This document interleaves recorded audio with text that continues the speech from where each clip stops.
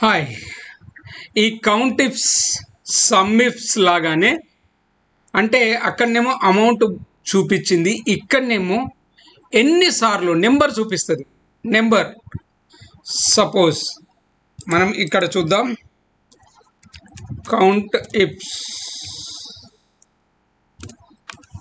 అని కొట్టామనుకోండి, count ifs okay, criteria range okay, ఇది పేర్లు. తర్వాత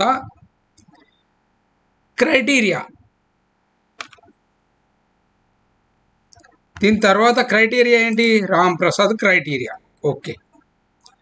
నెక్స్ట్ క్రైటీరియా రేంజ్ 2, ఇగో చూడు. తర్వాత ఏమమ్మిండు, సిపియు. ఇప్పుడు చూడండి, బ్రాకెట్ క్లోజ్ చేయండి, ఎంటర్ చేయండి. సిపియు ఎన్ని ప్లేసుల్లో అమ్మాడు రామ్ ప్రసాద్? C1 2 3, అవునా కదా?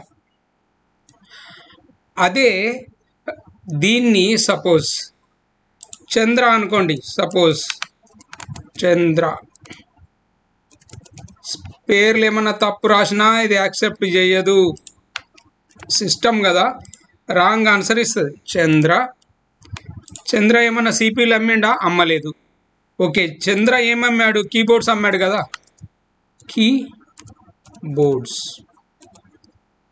కీబోర్డ్ అమ్మాడా ఏమైనా? చూడండి 3 ప్లేసెస్లో చంద్ర 1 2 3. అదే రామ్ ప్రసాద్ ఎక్కడైనా కీబోర్డ్ అమ్మాడా? చూడండి, ఈ రామ్ ప్రసాద్ కాపీ చేసి ఇక్కడ అమ్మాడా? ఎస్, ఇగో రామ్ ప్రసాద్ 1 ప్లేస్లో.